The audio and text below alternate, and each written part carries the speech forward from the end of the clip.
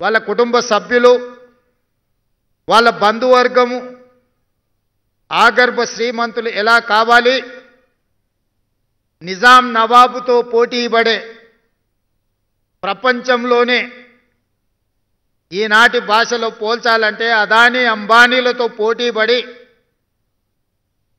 అల్లుడిని అంబానీ చేయాలి, బిడ్డను బిర్లాను చేయాలి అనే కలలు కంటూ 10 సంవత్సరాలు పరిపాలన కొనసాగించింది.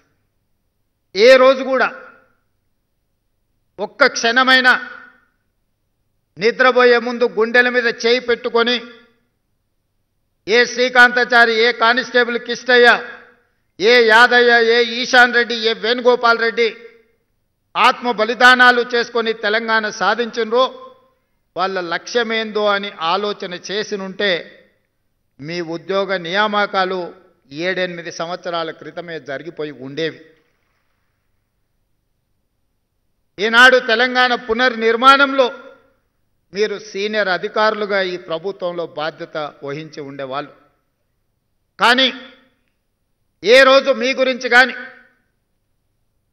వాళ్ళు నినదించిన నీళ్లు, నిధులు, నియామకాల విషయంలో చిత్తశుద్ధితో పనిచేసినుంటే నీళ్లకు సంబంధించిన కాళేశ్వరం, కూలేశ్వరం అయి ఉండేది కాదు.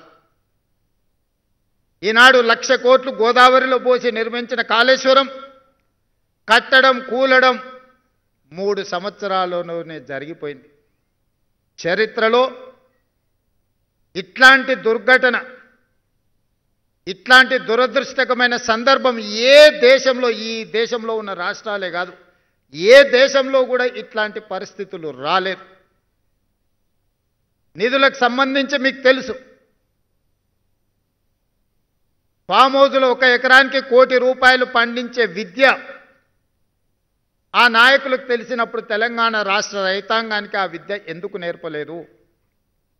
మీరే చూసిండ్రు, మా ఫామ్ హౌస్లో పంట పండిస్తే ఎకరాకు ₹1 కోటి వస్తుందని ఒక పెద్ద ఆయన చెప్పిండు. సంతోషం, అద్భుతమైన కళ మీకు ఉన్నందుకు.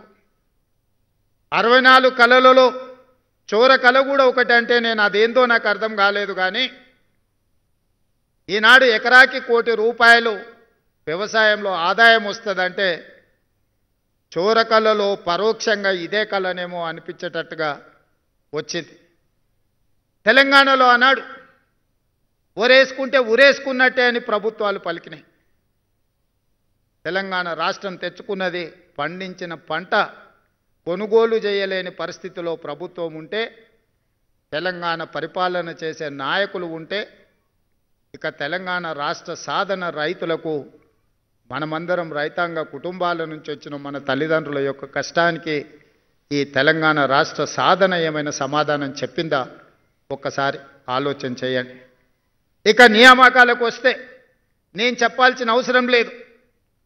ఆనాడు ప్రభుత్వంలో ఎవరు మంత్రులు ఉన్నారు?